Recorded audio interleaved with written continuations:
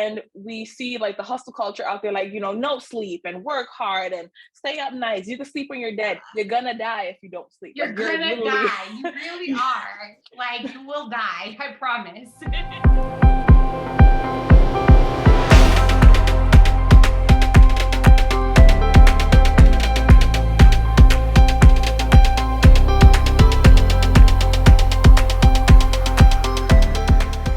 Welcome back to another episode of Doing the Most, the Misadventures of Entrepreneurship. I'm your host, Georgie, and today we have Ari Hale from Hale Yeah, and she's going to be telling us all about her business, her journey as an entrepreneur, and how she does the most. So Ari, can you go ahead and give us a little bit of introduction, a background about you and who you are and what you do?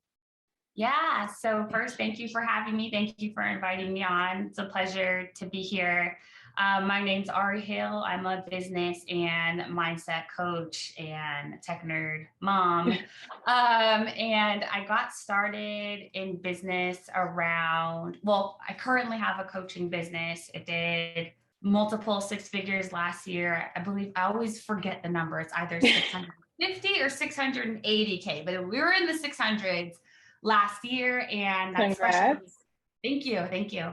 And that's special to me, an achievement to me, because it's the most I've ever made in a year in my business. And it was also with a new offer in a completely different direction than when I had started. But I'm mentioning that because later on, we'll talk about like the shift I made this year also from that program. But I got started around 2014 as a virtual assistant, and I was like managing inboxes, calendars, just doing like one-off odd tasks. I shifted from that after a few years into being a project/launch manager. And then around 2018, 2019, I walked away from that. And that was, really good, six figures, really high profit margin, project-based or retainer. I didn't have many expenses. So it was like, it had its pros and cons, but overall it was like, it's a really good bag. Walked away from that for, various reasons, which we can talk about. And I actually sold like that list in that part of my business. And I was intending to get a job. I was going to actually leave entrepreneurship. And so while looking for a job and kind of figuring out like, what skills do I have and how do they transfer over into, the tech industry, I got on Twitter.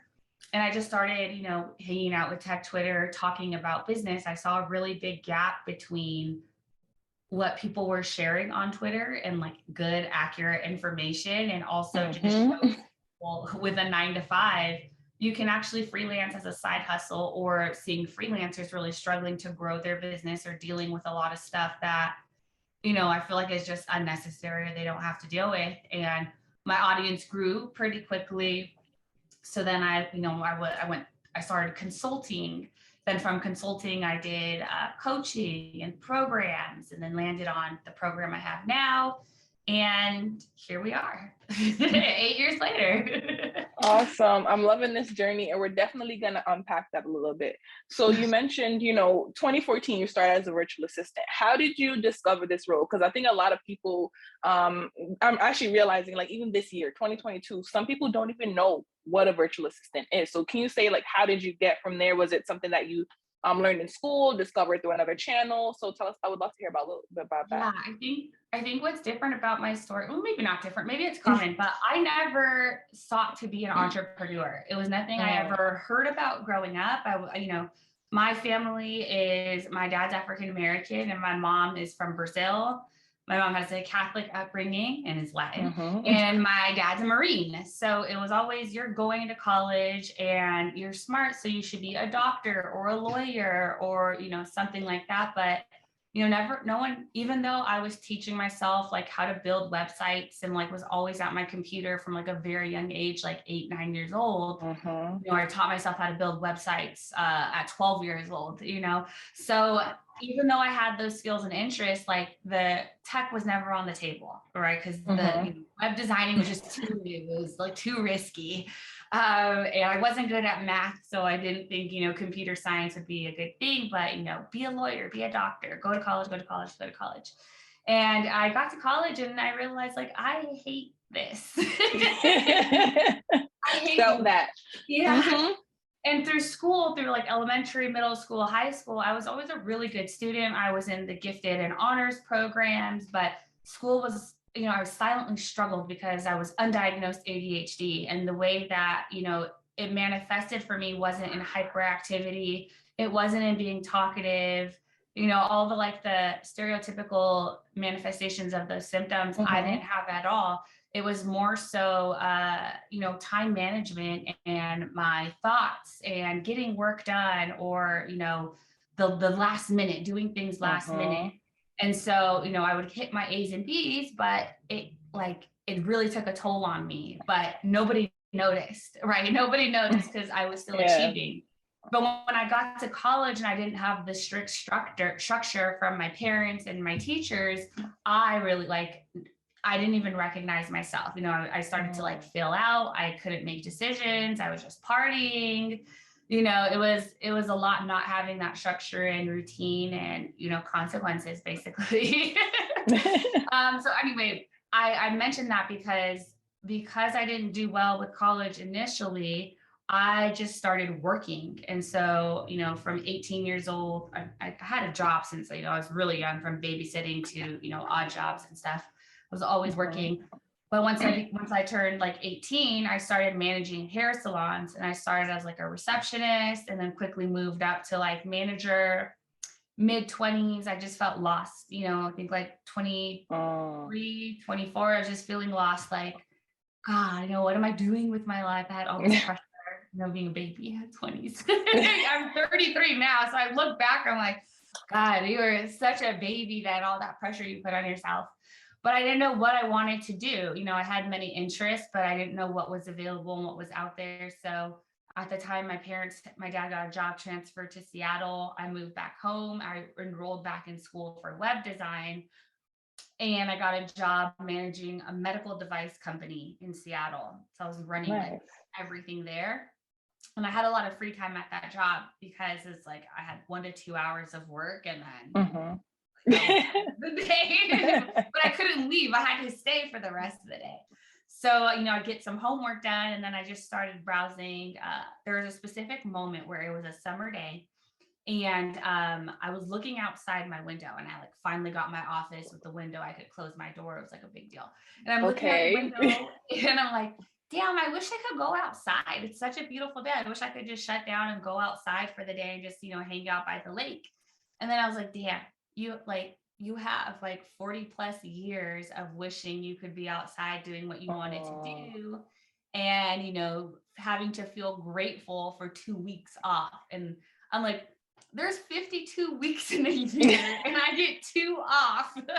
So I was like, you know what? I don't know what I'm going to do, but I'm going to do something different. I want to be able to make more money and have more time to do what I want. And I don't know how I'm going to do it. So, that night I went home and I Googled, how to make money online, and all this stuff comes up. Yeah. And I eventually stumbled upon this program that it's not around anymore. And I actually don't really like the company anymore. I ended up working for them. So I'm not going to mention them, but I stumbled upon their program, and it was okay. It was an okay program. I think the biggest thing I took away from it was mindset, right? That's the beginning of my mindset journey.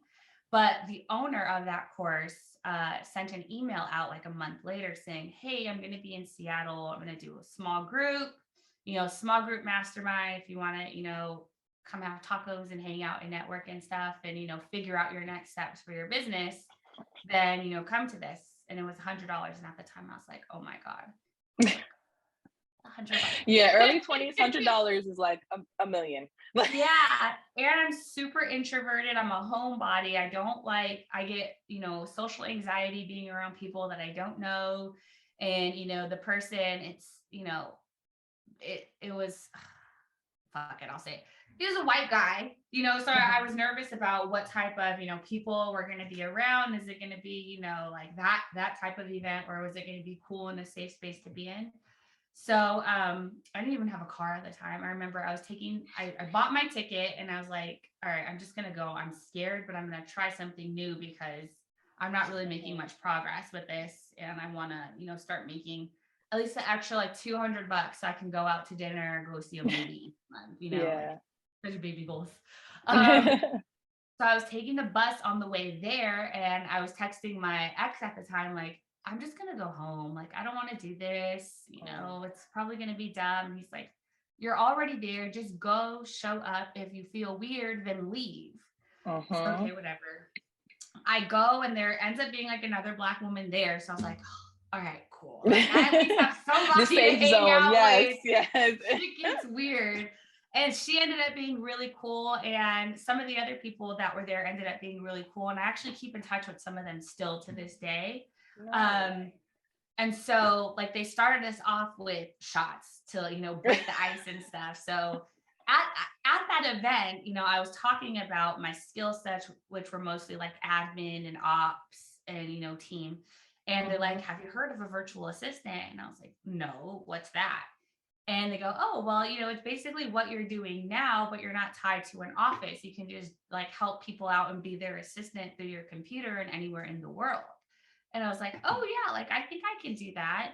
And so, you know, I was like, well, what are some things they can do? And they're like, well, you know, like manage email inbox, their calendar, bookkeeping, you know, basically anything you would do in an office on your, like from home. I was like, oh, cool. And so then the owner of the event said, well, is there anyone here who needs a virtual assistant a few times a week? 3 people raised their hand. Look so at those that. are my first 3 clients that I got from that event. And then I ended up working with the owner of the event and their company for a year.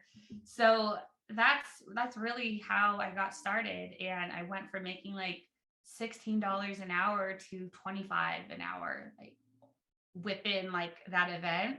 And I think within 3 months, this was a mistake on my end, but within 3 months, I left my job because I had more than doubled what I was making at my job. But I should have stayed at that job because. No, I'd love to hear that because I think there's a big trend around like quit your job, jump into entrepreneurship, freedom. So I'd love to hear, you know, what was your like now looking back, hindsight is always 2020. So now looking back, why do you say you should have stayed at the job? You know, this may be super valuable to some of the listeners out there. Yeah. So I instead of having 2 streams of income, I narrowed it down to 1. And that job was a 5-figure a year job, which wasn't bad. It was easy. So I could have worked from the office and, you know, worked on my business there. My boss at the time was just super supportive of anything I wanted to do. So, you know, I could have gotten paid to get certified in a bunch of basically anything I wanted, you know, if I could make a case that we could use it within his business, that he would have paid for it for me to learn and, you know, get certified or whatever. And, you know, he was the type of boss that, you know, as long as like things are running and going well, you know, I don't care really what you do. Also, I had a great benefits package with him as well as his company. And so I didn't, you know, people talk 4-hour work week, but they don't talk about this part where your private insurance is very expensive, especially if you're based in the US where our health system is a joke. Absolutely. It's criminal. Our insurance is, you know, a scam. It's like, it's so expensive. And then on top of that is taxes. So yeah, I was making $25 an hour, but my first tax bill for the year was $20,000. Yeah, because they don't tell you about that 1099 money. And like, I had spent the money. Nope. I had spent the money because I thought that was all mine. And then I get a letter from the IRS. I didn't even have to file anything because my clients did it on their end. They're like, oh, we paid her this much, so you better recognize. Yeah, so we don't got this money. I was like, what the hell? Where am I going to get $20,000? So, you know, instead, and especially being in my 20s where I had more energy than I do now, for sure. I didn't have a kid yet. You know, my relationship was like, whatever. Like, he was supportive in the sense that like, it didn't bother him that I was working all the time. I should have been way more strategic. I should have kept that job for as long as I could, you know, rock out with it. You know, I got 2 weeks paid, but my business could float any other time I wanted to take off because, you know, my boss was supportive in that sense. So if I did want to travel, cool. I'm not going to pay you for not being here, but I wouldn't take a hit and not be able to pay my bills because my business could float me. I could have skilled up, leveled up, and really had 2 salaries and, saved or reinvested. Looking back now, and like at that time, Bitcoin was getting popular. I could have bought a bunch of Bitcoin and become like a millionaire. Instead of doing, I don't even know what I did with the money now. So, I say that to say, like, I could have been much more strategic and intelligent with my moves and my actions. I could have, had more cash savings. I could have invested in, stocks, real estate, and, cryptocurrency, whatever it is you want to invest in. And, I had a job that was not bad, and people don't tell you also like how lonely it gets on this journey. Like, sure, you can work from wherever, but the fact of the matter is you really end up working from home and you're by yourself all day. And if you're somebody who has to manage mental health struggles, being home alone all the time and nobody to really like get you out the house, get you fresh air, that will take a toll on your mental health. Like there were times I realized where I didn't leave the house for weeks. Like I would Same be here. inside for weeks, and it's so unhealthy. And then not talking to real people, like face to face, engaging and stuff, it takes a toll as well. And I didn't realize like Seattle's also a weird city where it's like hard to make friends. People aren't very like open and friendly there. So I cut off like my social interaction by leaving school again and like not going to the office and being around people. So yeah, looking back, it was a huge opportunity cost, and like nobody talks about that when it comes to this whole like, work for yourself, 4-hour work week mentality is it can come at a cost, a very big, expensive cost. Yeah. And I love that. And I want to just, really highlight 2 or 3 things that you just said, because it's one, you don't know what you're signing up for. And so just be mindful of, if you can work your day job as well as still continue your business or your side hustle, do that. And I think that, I don't want to call it a trend, but that is coming back where more people are talking about multiple streams of income. There was a tweet that went viral a couple of days ago. This guy's working at 2 different, big tech companies, and he's making like $710,000 a year. And no, I don't have to like, because another thing also is like with these goals, like people want the 7-figure business, they want to hit multiple 6 figures, whatever the case may be, but there's a cost to growing your business. 100%. And it's financial and mental and physical. So, and it's like, people don't talk about that, but we did 680 last year, but I drove myself crazy. I made myself mentally ill behind the pressure and stress I put on myself to hit those numbers. And I wasn't working a lot, right? I was working like 10, 15 hours a week last year. My program is very automated. It was really like mental pressure that I was putting on myself. And I made myself very, very sick pushing for this stuff where, I don't blame people who decide to keep a job, because you get to make the money without the pressure of I have a team that's relying on me, hundreds of clients that are relying on me. Yeah. And I would like to say, you get to go home almost, right? Like, as an entrepreneur, like if you're working from home, living from home, your family's at home. And I think this really hit me personally, during the pandemic. I'm like, these 4 walls is all I got, and I'm staying.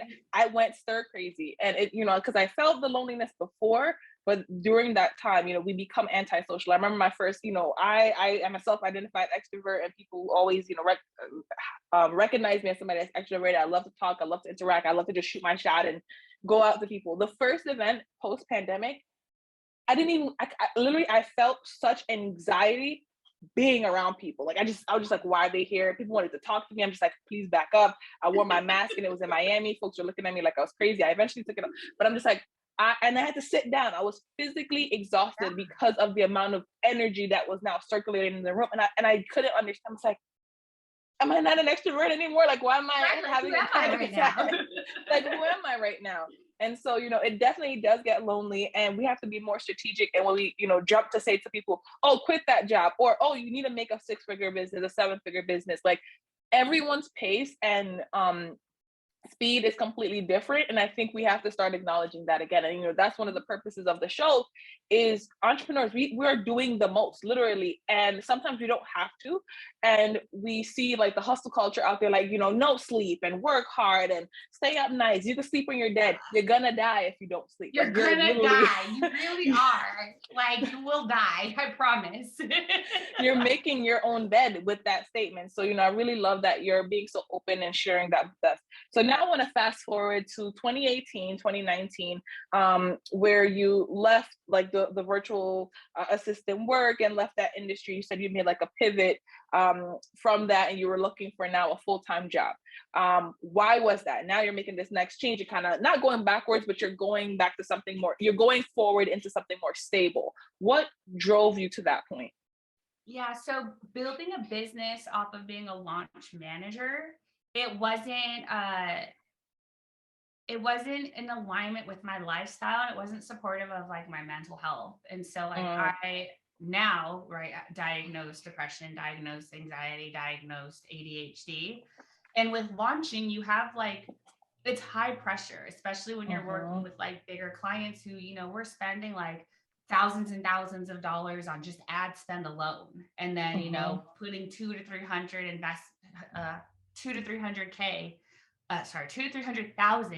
into the launch, just one launch for this business. It's a pretty considerable investment for, where people's revenue is. And launches aren't guaranteed to work. You can do everything right. You can repeat exactly what you did last time where it worked really, really well and get a completely different result, because your variable is people.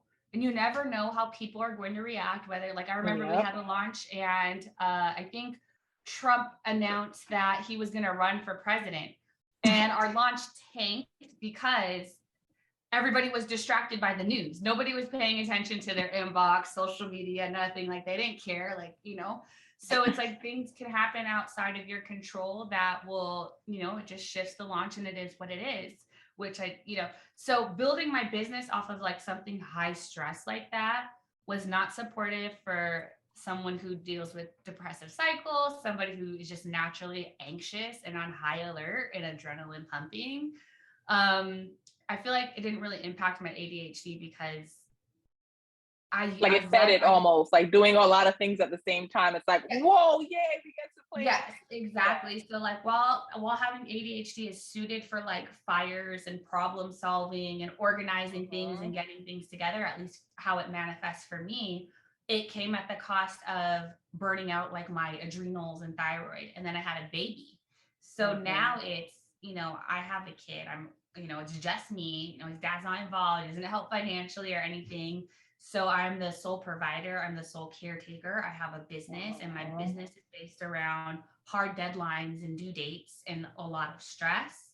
And, I'm 5'6", 5'7". I'm naturally like 140 pounds, like I've got some meat on me, and I got down to like 115 pounds. Wow. And on my body type, that does not look healthy. I didn't feel healthy.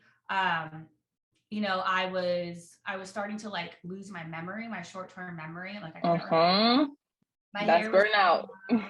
I had brain fog, and it was a combination of like, new mom stress, hormones, even becoming a mom. There's a whole like identity, death and rebirth and shift that out, which is a whole other thing. I was breastfeeding, so hormones up and down, and then the stress of a launch. And so I just like, my body started shutting down. My brain started shutting down. Like I couldn't listen to music. If more than one person was talking at once, I couldn't handle it. I was completely overstimulated. I couldn't read anymore. Like literally reading was exhausting and just hurt my brain.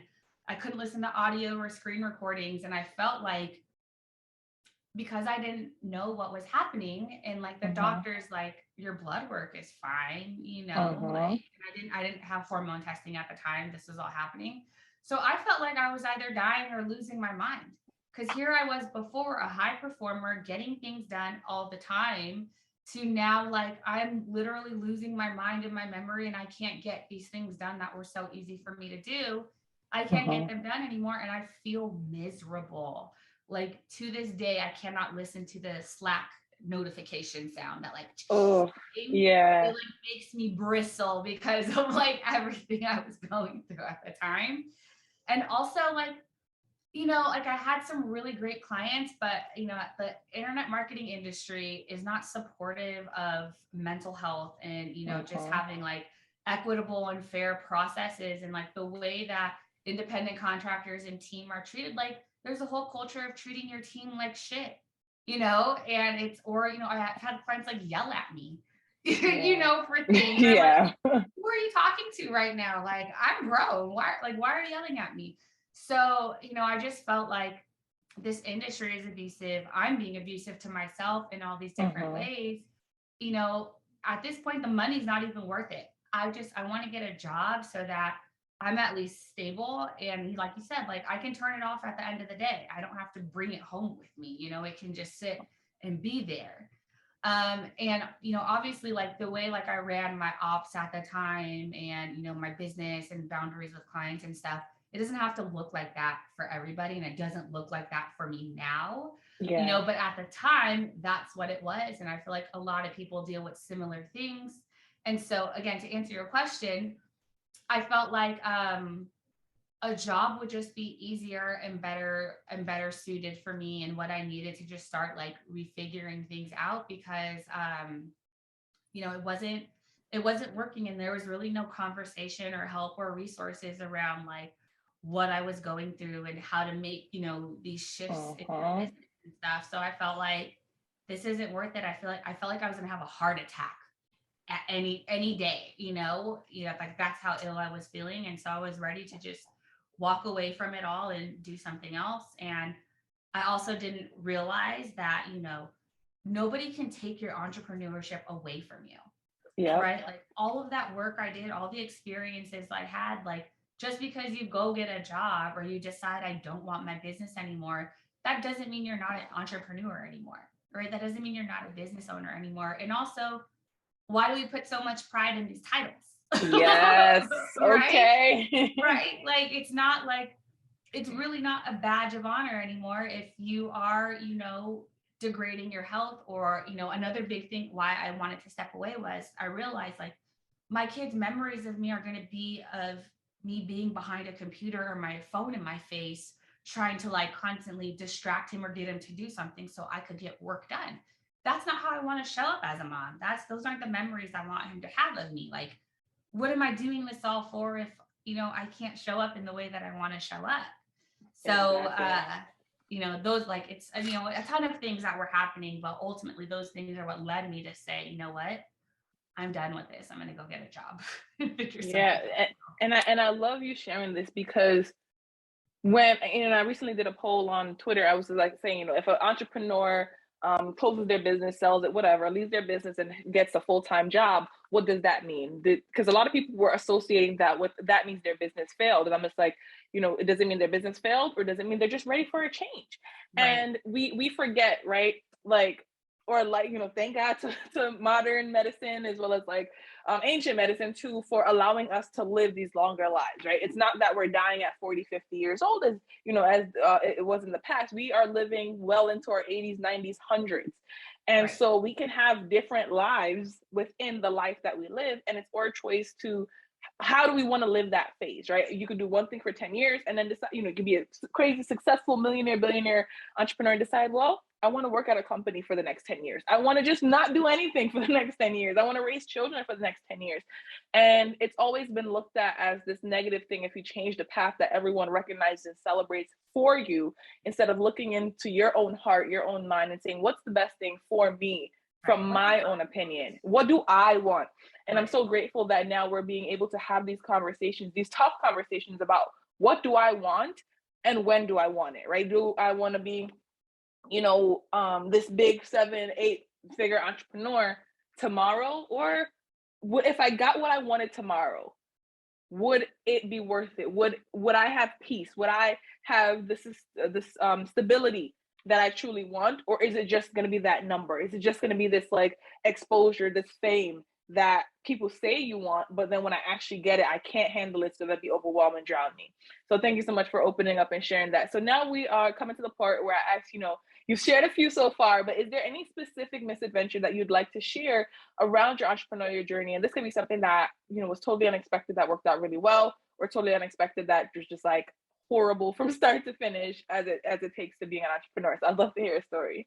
Yeah, I'll just talk about what I'm going through now, Wow. So Real time. yeah, it's like a perfect segue to what you're talking about, because somebody deciding to close their business doesn't mean their business failed. All year I've been thinking about closing my business, and we did almost $1 million last year. And it's again, the least I've ever worked, right? Like technically on paper and everything, it's a good. Win. Yeah. And it looks crazy to walk away from it, like, how do you walk away from what you wanted, what you worked so hard to get, and you made happen for yourself? How do you walk away from that, right? Like, it sounds nuts, but and I've worked with like a lot of like coaches and therapists and stuff to really like learn how to navigate and like have a greater capacity for handling what's going on with me. And like I mentally burnt myself out, because as the business started to grow, right, I was doing a few things. I was making myself personally responsible for the livelihood of my very part-time team and for my client. I was like, oh, well, I have to keep growing and being able, to pay the team. Obviously, I have that commitment with them. And, I got to make sure like the program has this, that, whatever. So that, I'm doing my part, and my clients, they can hit all their goals and stuff. And what's hilarious about my program is that it teaches you everything you need to hit your multiple six figures in your business. But what the core of it is built on what we're talking about. What do you want, and what's going to feel good for you, and what can you actually handle right now? If I sent you 6 clients right now and they were ready to pay, could you even onboard them right now? And what would their experience look and be like for them right now, right? Would you feel confident in being able to take them all and then, service them all at once? Or are there holes and things you need to work on and prepare for that?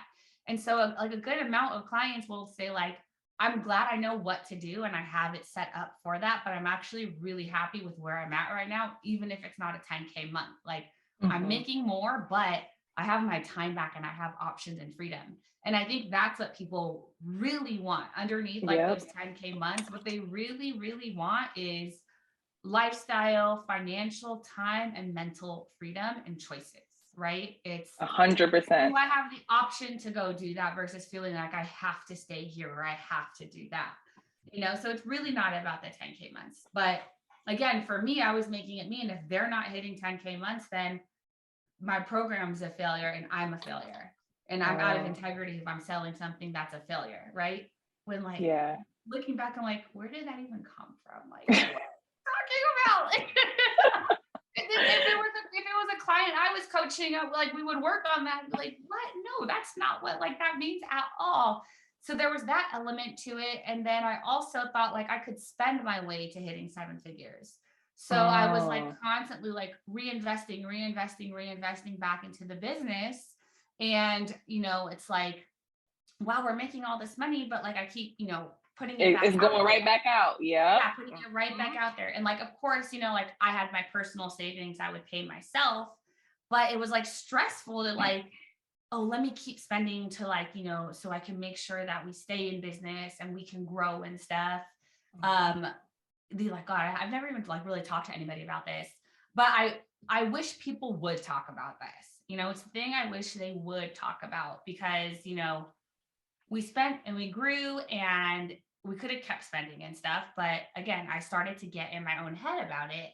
And then what else? And then the biggest shift and transition was I grew my audience talking about what I wanted, saying what I wanted, doing what I wanted. I was completely authentic and in flow and myself. And once the business started to grow, I made a shift and I transitioned to creating just to create because I'm in flow, to creating for conversion. And now every piece of content has to convert somebody into an application, because those are our KPIs. And, you know, I have to keep growing the business. I have to hit 7 figures. It's not fun anymore. It doesn't feel good anymore. And then it got to a point where my launches stopped working and I couldn't even finish the launch, like the previous launch manager not finishing her launch, right? Or I couldn't, like, even though I was surveying my audience and everybody was telling me what they wanted to hear from me, I couldn't create the content. It would not come out like at all. They were like, how do I do this? And like, I knew how to do it, but I would sit down and be like it was like a wall in front of my keyboard and I could not get through it. It just would not come out. So, and like looking back, it was, you know, it was my body and my brain shutting down because I wouldn't take the time to sit down and really, you know, ask myself, what do you want? Is this what you want? Do you like this? Yep. And so after being sat down through burnout, because I would say sit down or get sat down. Either way, you're going to have to deal with it, right? Yep. So, you know, after like a lot of like spending a lot of time this year, like getting back physically, mentally healthy, and then being able to get in a space where I could actually think and discover what I want, I'm realizing that I love coaching. I love that part of the business. How I was running operations and growing my business, I don't like that part. And at least for right now, I'm never going to be somebody who batch creates a bunch of content, right? I don't like using social media all the time like that. You know, I'm not somebody, if you're into human design, I'm a manifester. So we don't have consistent go, go, go everyday energy. It's very seasonal, cyclical energy. I pop up, say what I got to say, get y'all to take action, get you hype and going. And then I go chill for weeks, you know? And that sounds like where I'm at. And I love that word. I'm actually going to look this up because I feel like I've had the same experiences, but I never understood it. So, you know, sorry to cut you off, but I need to go look this up, human design. And because, you know, I'll go in and I'm going crazy and, you know, getting shit done. Like, that's my brand. Everybody's like, whoa, you know, you're doing so great. And then I'm just like, but I'm done now. And then they're like, more. And I'm like, that I'm done. Like, I did the thing. And now if you want to talk to me like a, you know, I'll come back later, but I'm done now. You know, that's, I see that comment also with other people who are neurodivergent as well. It's like, I'm an awful maintainer. I do not like to maintain anything. I like to, like, what's the problem? What do we need to create or fix, right? Yeah. Bring me in for that shit. Then I'll create the system, I'll organize it, I'll coach you, whatever. But once it's fixed and the system's created, I don't want to touch it ever again. It's like you're speaking to my soul right now. Like, I've literally started calling myself rocket fuel. I'm like, I am a rocket fuel. If you have a big thing to do, you got to take this rocket off. Let's go. Yeah. I do not want to be on space, eating space food and just chilling in the rocket. I will launch that rocket like we're going to launch. We're going to get it out there. And then I want to go chill for a little and then launch another rocket, not chill in the rocket that I'm on.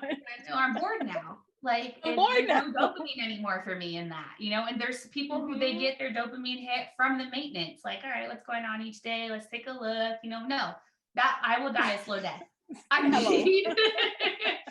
need the problems, like, come to me with something, let's fix it or create it. And like, I'm your girl. So what were we talking about? I forgot what we were talking about. Yeah, no problem. I know I distracted you a little bit.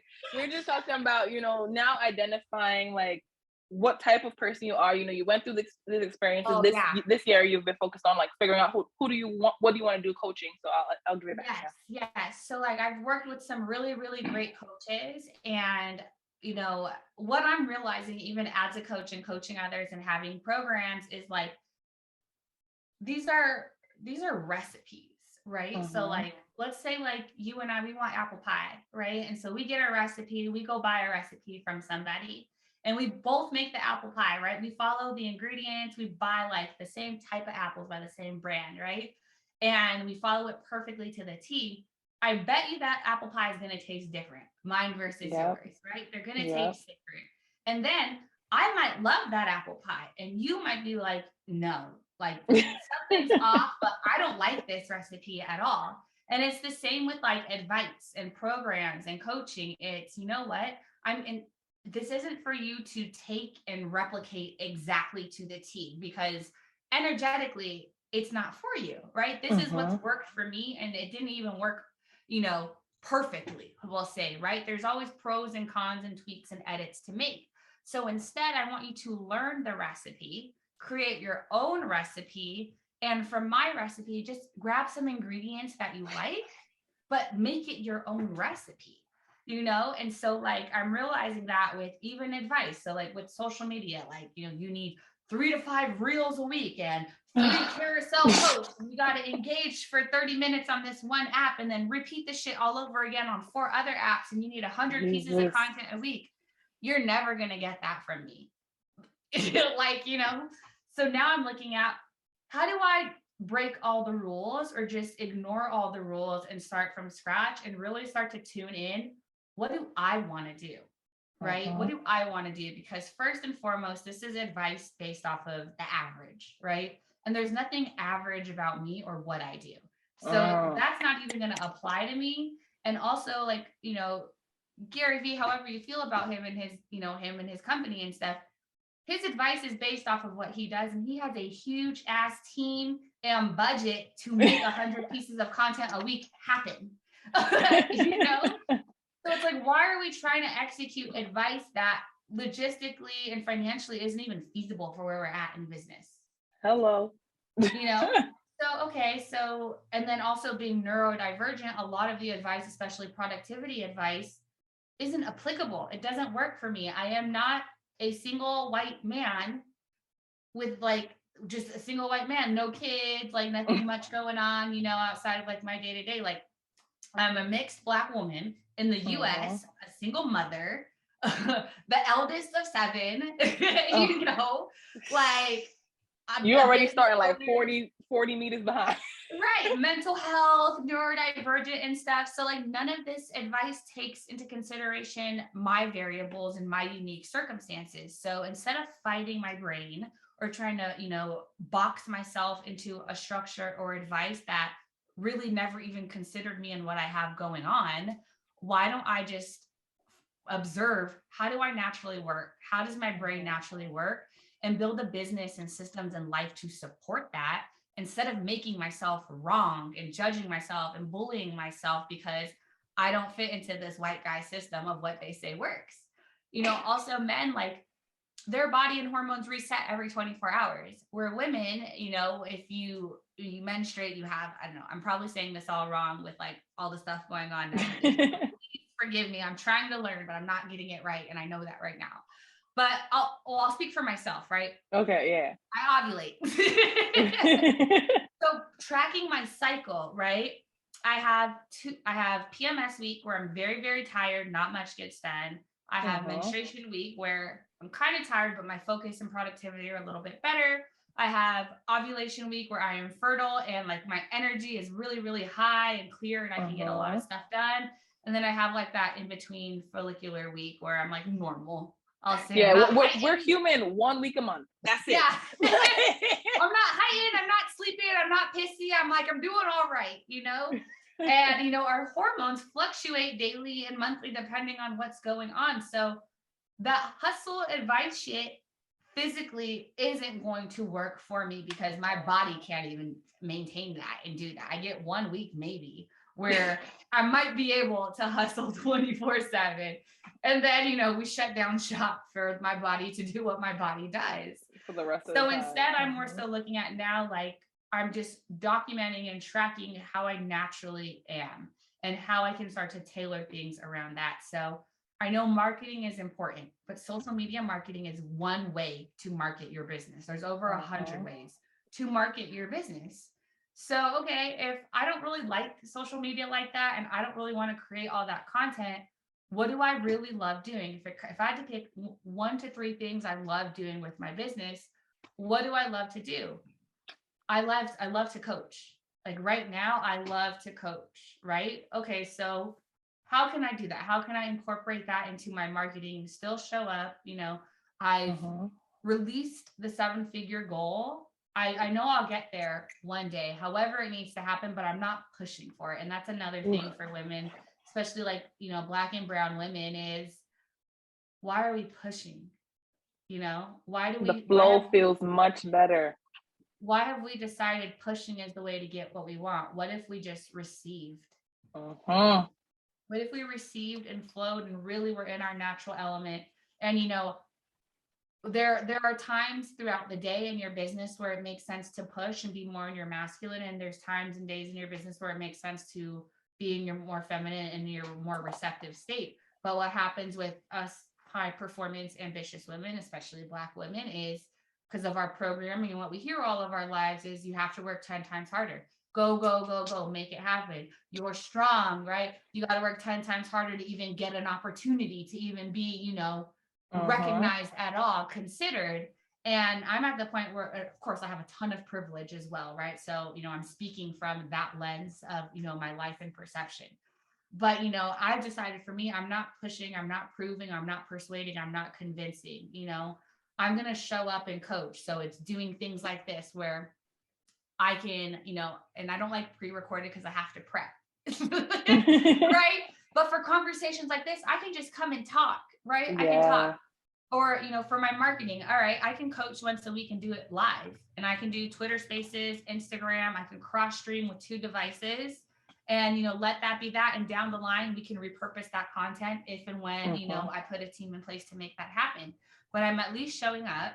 I can then email that to my list, right? Where, all right, cool. I don't have to come up with this like fucking convoluted storytelling email. So look, this is what we talked about this week. If you need help with that or you're interested in that, go watch the recording, right? Let me know what you think. And so I'm showing up once a week. I'm coaching. So people get to experience what it's like to coach with me, right? Whether I'm doing it with them on the live or they're getting it by way of listening. I'm putting myself in front of my audience or someone else's audience. And, you know, inviting in like, hey, if you like my vibe and my flow and you need help with these things, then check me out. That's it. Keeping it that simple. And man, I tell you, shit's really turned around.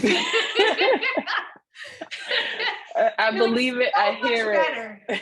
Because, you know, as recent as like early April of this year, I was again burnt out. But this time it was like I was seeing it physically on my body where my hair was like shedding, falling out. Oh man. Falling out. I was sleeping. I was getting enough rest, but I was still exhausted. I was blocked, couldn't come up with content, you know, outside of like, and I think also there's like a misperception about, you know, depression and anxiety and burnout is I was functioning. I was still able to show up for clients and coach. I was able to get the critical things done for business. I couldn't do extra, right? I couldn't do extra, you know? So, or maybe it's just because I love coaching so much. That was like my one thing to hold on to, you know, where like, oh, I can get out of bed for that. And, you know, my skin was like breaking out crazy, like all over my face. Yeah. My Your chest, body will tell you. arms, my legs. I had like acne everywhere where I didn't even know you could get acne. I'm out of my teens. So, you know, I'd never really had like issues with acne outside of, you know, around, you know, my period and stuff. So I'm like, I'm not only like feeling the stress mentally, I'm physically seeing it on my body. Like something has to change. Like you're killing yourself, you know, with the stress of scaling this business, but also not taking the time to give yourself space and pause from all this pushing and ask yourself, what do you want? And if you would have asked me what I wanted a few weeks ago, I would tell you, I don't know. I don't know. I have no idea what I want, what it could look like, what I need. You ask me and it's a blank screen. I am like that burnt out. I have no idea what I want. So, but you know, now I'm starting to get more clear and I'm allowing myself to shift. And, you know, I announced like, we're not doing enrollments right now for my program because I don't know what I want it to look like and how I want to deliver it right now. Right. Like it's on self-study. You can do it yourself, but I have to restructure some things and really understand, you know, what do I want for the program and how do I want to show up in the program and how do I want to deliver the program, you know, and how do I want to market the program and so on and so forth. And also, you know, I realized like I'm tired of talking about the business stuff I was talking about, you know, like a whole damn program on it. Like it's all in there. There's like 3 years worth of content out there, you know, like I am done talking about, you know, this shit over and over again. I want to talk about mindset. I want to talk about like the conversation we're having now, right? It's like amazing as entrepreneurship has been, what's some of the not so amazing stuff about it? Or, Mm-hmm. like I tell my clients, don't be in a rush to quit your job. I tell people that all the time. People look at me like, what? But like, do not do it. Yeah. So you know, Be yeah, strategic, especially now with like the pandemic, inflation and stuff. A lot of people made like a lot of investments or business decisions based off of 2020 and 2021. And 2022, we're seeing completely different things. Even for yeah. us, we weren't enrolling as fast as we were in 2020. Like, I feel like we couldn't stop enrolling people in 2020. And then towards the end of 2021, that started to shift and change and things got slow. Well, they felt slow, you know? So it's like, and for people who quit their job and again, got rid of that 5 to 6 figure revenue stream, because your job is a revenue stream, right? And if you're an entrepreneur, think of your job like that. Your job is just a client. Yeah, That's it. exactly. Your Exactly. job is just the client. Take what you learned in business and what you do and apply it to your job and automate, buy back some of your time, put in those systems and processes. Like it doesn't have to be this miserable thing unless it is a miserable thing. And then you find another job. So, but it's like there are benefits to having a job, even if it's just, what, I don't have to pay $1,000 a month in private insurance for myself and my child because we're almost at that much a month, or that when that tax bill comes, or maybe your business is, very part-time, but it's your savings and investments for the month. Right. And that is your plan. Like, I want to spend my salary how I want to spend it, but my business is at least taking care of my future. For those of us who are like eldest or only children, Black and brown, we probably have to take care of our parents when they start to age. Right. Yeah. So it's like, and then ourselves and then our kids. Right. So it's a whole system.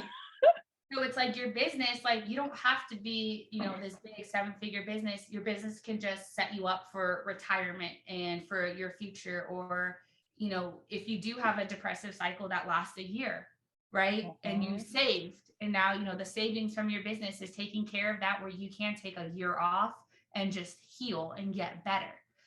So it doesn't have to look like what you see on Twitter or online, or, you don't have to have this giant team, all these expenses.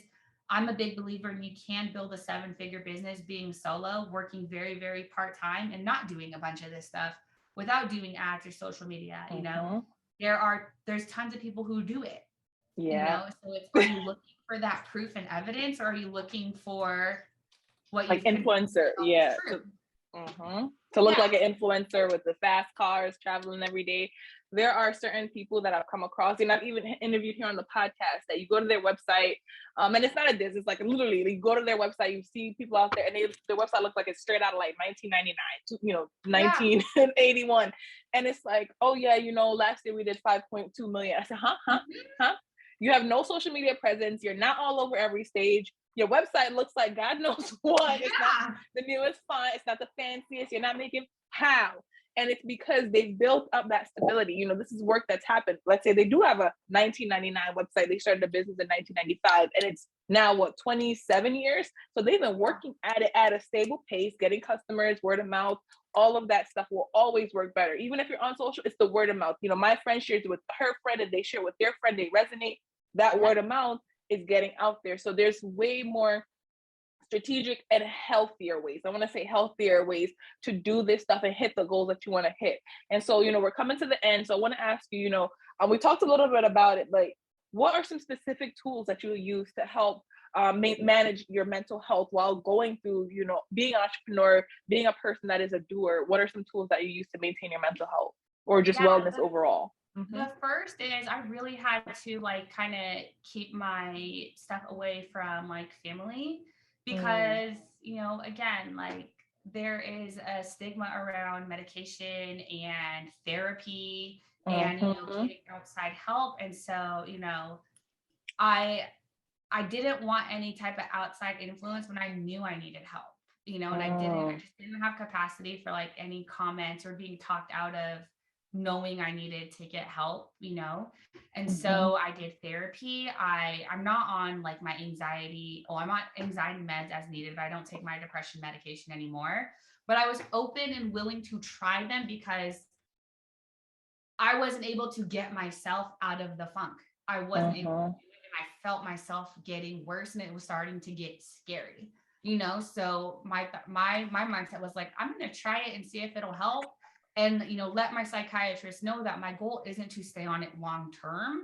I do want to get off of it eventually if that's what we decide as part of my treatment plan, but I know I need something to just make that shift and change. And so, medication was very, very helpful, and just even if it was like numbing and, turning off the bad feelings, right? Like that piece was incredibly helpful for me. Starting ADHD medication, life changing, not in the sense that like I'm more productive or like, because my dosage is like small, it's like 5 milligrams once or twice a day of Adderall. And it's not about like, oh, I have this like, intense urge to get all the things done. What it actually does for me is like, it shuts down all the voices in my head, right? So it's like, it's me in my head, but I'll be like, all right, so what do we have to do today? We have to do this. Did you go buy groceries? Oh, well, Silas needs strawberries, so go add that to the Instacart in the app. And oh my God, what are these cords doing on the floor? Let me wrap those up and put those away. And it's like, it's that constantly at the same time, all those things at once. And so for me, what the Adderall does is it basically shuts everybody the fuck up. And we can do one thing and finish the one thing and then move on to the next thing, right? So it allows me to better focus, and I can naturally leverage my skills of getting things done without trying to get everything done all the time at once, So it's like on laundry day, I actually get my laundry done. I don't start it and then it sits in the washer, and I got to rewash it because it's been in there for 4 hours and smells weird now. It's like I'm just more on top of my stuff, and it's also helped my memory with remembering things or remembering to write them down in my planner. So, and like people feel how they feel about medication. I love natural remedies. I love eating clean, and I think that's all a part of my treatment plan as well. So, making sure that I'm eating clean, that I'm eating nutritionally dense foods, I'm getting enough rest, I'm hydrating throughout the day. I take some supplements to, help combat like, my hair shedding and stuff, because when I get stressed or depressed, I don't eat enough, right? I don't eat enough. And then like, if I'm really stressed, I'll eat shitty, I'll order Chick-fil-A, or I'm eating too much sugar, to overcompensate, to feel something. So, like my hair started to fall out because like, I'm not getting nutrients. Like you're not putting anything in your body. And I have this water bottle. It's called like the hydrate bottle, and it's not cheap. It's like $60, but it lights up throughout the day and reminds me to drink my water, because another symptom of ADHD is object impermanence. So if I don't physically see it, or if I'm hyper focusing on something, I forget. My brain doesn't register and stop to say, hey, you're thirsty, or hey, go pee. Or hey, like you haven't eaten anything, it's 10 hours have gone by and I'm starving and famished and like lightheaded, my executive functioning is off. So instead is, okay, my business now helps me to have these tools and hacks that allow me to remember to take care of myself. It's not a matter of like, I don't want to and I don't value it. It's my brain literally forgets to do it. And having calendar reminders. So like I block off an hour for breakfast, lunch, and dinner, and I don't schedule calls during that time. And I step away from the computer and go downstairs to eat. And phone reminders also at the same time. So like alarms on my phone to go do things, or like before our call, I had a 5-minute reminder go off, and I do it every day. I log into my computer, I look at my calendar, I look at the calls for the day. I set my 5-minute reminders for the day. Nice. Once that alarm goes off, I stop everything I'm doing and I log into Zoom, and I just have it open it up so I'm not late. So like those are other ways where I mentioned like, I know I'll forget because I'll hyper focus, and I don't like being late. That causes me a lot of anxiety and guilt. So how can I create systems and structures, even though it's redundant, even though there are reminders everywhere? How can I help myself be great? Right? Exactly. How can I help me to feel better? And so, I'm like being long-winded now, but these are things that really have helped me. Yeah, no problem. Something also with ADHD is like decision fatigue. So I'll go buy the healthy groceries and the food, but I'll be so overwhelmed with like what to cook and prepare and stuff that a lot of the food was going to waste. I was wasting a lot of food because I was just overwhelmed by what to cook, or I hyper focused for too long. And now it's 10 o'clock at night and I don't feel like making a whole meal. So now I use HelloFresh, and I get like, I don't know, I order like for 5 times a week, and they send you exactly what you need for that meal. There's instructions, nice. You pick what you want. They're actually good meals. My son loves them. So I order, he doesn't eat a full serving, and neither do I don't think, but I order enough to basically have leftovers for the next day. So that's my lunch for the day. Dinner's taken care of. I feel like a good mom because I'm not ordering delivery every day. And like, he probably doesn't care, but for me, it was important for him to have memories of me actually making something, home cooked meals. So I do that for dinner and for lunch. So it'll like lean over to lunch. And for breakfast, I use a local meal prep company, and they basically just bring me oatmeal and it's in a container, and, I grab it and go. And so throughout my like personal and business life, I'm always looking at, how can I make things grab and go? So I set my alarm, I grab it, I go, I do what I need to do, but I'm not overwhelming myself or wasting food or time by, I have all these ingredients. So like, what am I going to put? I don't know. Maybe this, maybe that. Silas, what do you want? I don't know. Oh my God. Okay, I can't go right now. So, using my business to really let me buy back my time, buy back my mental sanity, like, have a housekeeper come, and she, part of, what we agreed on is she helps me with laundry. I have no problem washing it and drying it, but she'll fold it and put it away for me, or, making sure that the house is clean so I can maintain throughout the week. Cause I don't really like cleaning at all, to be honest. Like, it's not my ministry. 100%. Yes. My family, we're Caribbean. So they're like, you don't like to clean. I'm like, my skill is tech, computer systems guy. You call me, your phone not working, you need to send an order flowers. Literally, I had somebody call me yesterday that support them with ordering flowers for a graduation. I'm like, this is when you call me. When things are not, the mess stuff, I'd love to call y'all. Exactly. So, I'm gonna do what I do, you do what you do. That's not for me. Exactly. So my business allows me to focus on like what I have fun and enjoy doing, and all the other things, even in personal life, my business pays to take care of those things. Yep. And I think especially for like, cause I work with a lot of Black women also, and it's really working with them to shift their mindset around, again, receiving that help. You're not less of a wife, a mother, or a business owner because you're getting help. Take off the cape, right? Take off the cape, because burn it. We're killing ourselves trying to do it all and be this like caricature of like, oh yeah, I do it all, I handle it all. Like, no, I don't do it all. I don't handle shit. My team handles that. They do this. Like, all I do is I coach, I connect with people, and I talk, and I make people aware of, it's okay to be yourself and to create a life and a business around being yourself.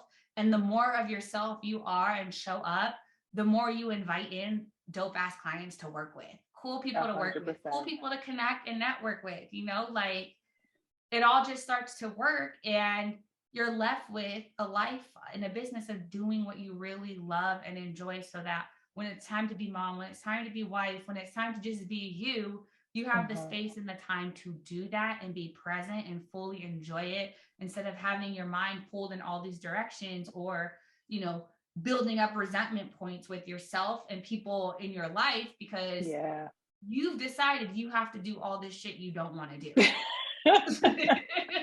I love that. It's like, I said I got to do it all, so I'm gonna do it all. And it's just, you keep up with this stereotype that just does not feel good to you anymore. And what I really want to point out in what you just said, I have to help me. And that is so, so, so important. We're coming to the end of the show, and I want to ask you, what advice or advice, inspiration, or motivation do you have for the audience? If they took nothing from this episode, or I think I'm gonna have to, I'm gonna split these in two, because we dropped way too many gems, guys. I hope y'all were taking notes. I talked a lot. I took my meds today, so I'm like, blah, blah, blah. No, but that's the beauty of it, and that's what I really want to have people get from this show. I could have had people focus on like their business, but I think there's enough content out there about your business. If you want to learn about the business, go read my bio. But what about the person, the people that are making this happen? There's so much pressure, stress, anxiety, and we have to talk and have these tough conversations about what it's really like, because there's such a foggy mirror out there where everybody wants to be this influencer, this stereotype or stereotypical, everybody wants to be Gary V and be on TV and do all these things. And I'm like, do you even know what it looks like? Do you even know what it takes? Or is that even what you really, really want once you know what the task list of the day-to-day is for that? Is that you got 100 clients? You say, oh, I want to be I want to make $1 billion. Okay, cool. Here's 100 clients. Can you handle that? Right. Do you want to handle that? So, I really appreciate. Yeah, we went like to have 100 people looking to you for answers and help, and even your opinion. Like, it's a lot. It's a lot. And so, also with my clients, I tell them, stop treating your social media followers as a number and think of them as people. They are people. Yep. They are souls, right? And if you had, like you say, oh, I only have 100 people on my email list. Well, what if you only had 100 people in your house? How would you feel about that? Would that feel like only 100 people? Or would you be like, God damn, there are 100 people in my house. What am I going to do? Right? So It's like, stop comparing. And then for like service-based businesses, we don't need massive audiences to have successful, high revenue businesses. You really, really don't. If you do, you're not pricing yourself, you're not pricing enough. You're not pricing at where you should be pricing yourself. It's like we only really need a handful of audience and a handful of people to have a long-term sustaining business. We're taking all this advice and looking at numbers of people who are playing the volume game, right? Where they don't want to do service. They don't really want to coach. It's about product and program, where you do need the volume at a certain price point. If that's not your business model and that's not what you want, why are you taking what they're doing and putting all this pressure behind your own business model and what you want? Or is it that you're like me and you go with the flow so much that, and you don't ever set a vision or take time to think about what you want, that you end up finding alignment by flowing into a bunch of shit that you don't want. Because that's one way to figure out what you want, is by experiencing a bunch of things you don't want, because you don't take time to figure out or just decide what you do want. I'm done with that this year too. Like, no, I'm sure what I want. Yeah. So what advice would you want to leave with folks? Is it like to get really clear, how could they do some of this? So I would say that my advice for all of you is like, your best business strategy, your niche, the thing that makes you different, the thing that's going to make you success is being yourself, asking yourself what you want and giving it to yourself, and being relentlessly selfish about taking care of and prioritizing yourself. And I was just having this conversation with somebody where it's like, your kids, your man, your business, your job, your friends, whatever, none of them get to reach in your cup and scoop, right? You should be taking such good care of yourself that you are overflowing, and all these different things are holding their cup under you, catching the overflow. But if at any point anybody has to reach into you and scoop from your cup, that is how you know, no, wait, hold on, pause, right? I need to create overflow. And that's by taking care of myself, honoring what I want, honoring what I don't want, creating and enforcing and holding boundaries, and, not internalizing or making changes because of how people react to me taking care of myself or setting boundaries. Even clients, if a client doesn't want to respect your boundaries, that's not the client for you anymore. And it's time to replace them with somebody who is probably going to pay you more and is happy that you have boundaries and is happy to know what they are and respect them for you. So that's my advice. It's not the to-do list. It's not the marketing strategy, the operation strategy, none of that. Because you'll find you're doing all those things and something feels off. Something's not right. I don't feel good, or, the numbers are great, but I feel like shit. I'm depressed. I'm anxious. I have resentment towards my clients where they email me and I get pissed. Those are all signs that it's time to start taking care of yourself. And it's not about the business strategy. It's about the you strategy. What is your recipe for wellness? Right? What is your recipe for greatness? And, I say rest is productive. it's not all about the doing, it's rest is Exactly. productive. So what do you want and how are you going to give it to yourself starting today, right now? Thank you so much. And I want to highlight something that you said, create overflow. You have to get that rest. You have to feed into yourself. I'm gonna come back. I'm gonna say it again. You said this earlier. Help me, help me. You have to help yourself. And there's this quote that like my mom, she's, we're Jamaican, and so she would say this thing. She's just like, if sick na care, doctor na care. And what that means is that if the sick person doesn't care, how can the doctor care? How can they help you? And so you have to acknowledge, like, I am not okay. We are not okay. And what are we going to do about that? And then the help, then you can truly seek help and get the help because you're ready to receive it and create that overflow, rest, and rejuvenate yourself. So thank you so much for being here on the show with us today, Ari. And folks that are listening, her information is going to be in the description box below. If you're watching on YouTube, you could definitely check the description or show notes. If it's a podcast, show notes. If it's YouTube, the description box to connect with her on social media, connect with her on her website or her newsletter. But there was a lot of information, critical information in this episode that talks about what it really means to be doing the most and the benefits as well as the negatives of that we don't see in every day. So again, thank you, Ari, and thank you everyone for listening, and we will see you in another episode of Doing the Most, the Misadventures of Entrepreneurship. Bye, everybody.